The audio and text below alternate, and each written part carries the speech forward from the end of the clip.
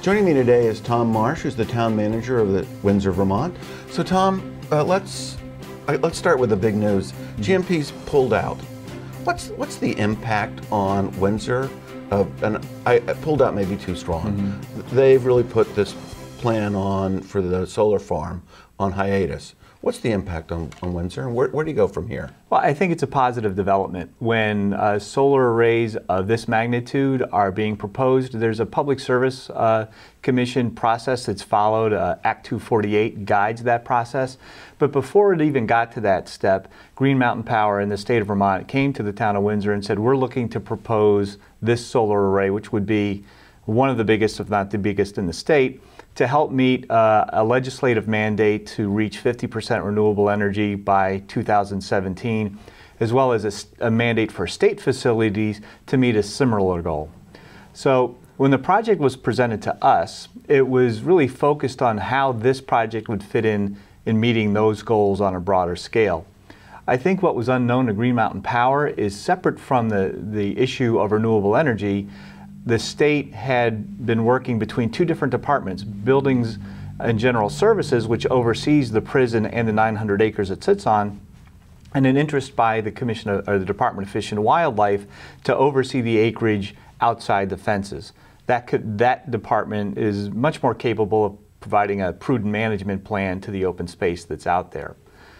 As the project was taking on a public appearance, through just general information, and we held a public forum in town, that issue of the very diverse groups that use the land for horseback riding, snowmobiling, hunting, hiking, snowshoeing, really came to the fore. And I think Green Mountain Power's position as has been expressed very recently, is we really weren't aware of that separate issue, and we would prefer to step back on our presentation until that has been resolved. So will that be resolved at the town level? Will it be resolved at the state level? And if it's at the state level, what's the impact? Will the town have a seat at the table? We will. This process actually started about 18 months ago when there were concerns by Windsor residents that the land wasn't being managed effectively. There were things like invasive species becoming more prevalent on the property and no real plan to address that. So Representative Donna Swaney approached both departments of Buildings and General Services and Fish and Wildlife. And so Buildings and General Services manage the prison assets. Right. And the acreage that's around it is managed by the wildlife. Well, that's the plan. Currently, the Buildings and General Services manages the whole thing. The whole thing, okay. And they're very quick to agree that their job is to manage buildings, and when it comes to grounds, it's like the lawns around them, not the 900 acres of open space. It's completely different, pardon the metaphor, but a completely different animal from what they're used to. Exactly. So the wheels of government can grind a bit slowly. It's not as easy as two commissioners shaking hands and saying, sure, I'll be glad to do it.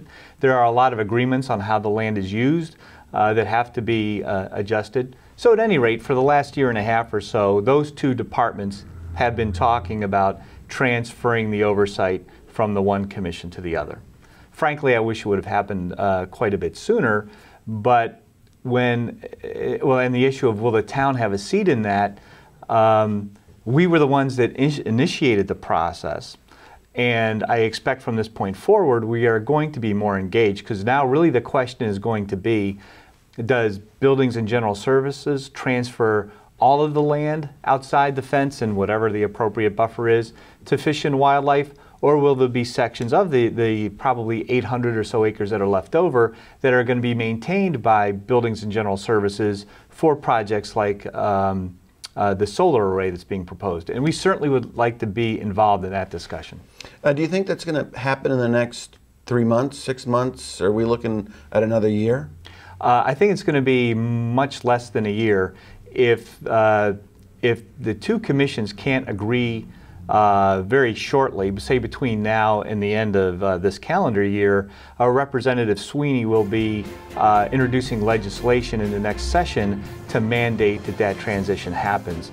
And my expectation is there's certainly enough support to make that happen. So by the end of the next legislative session, one way or the other, it's going to happen. So that's great. We're out of time in this segment.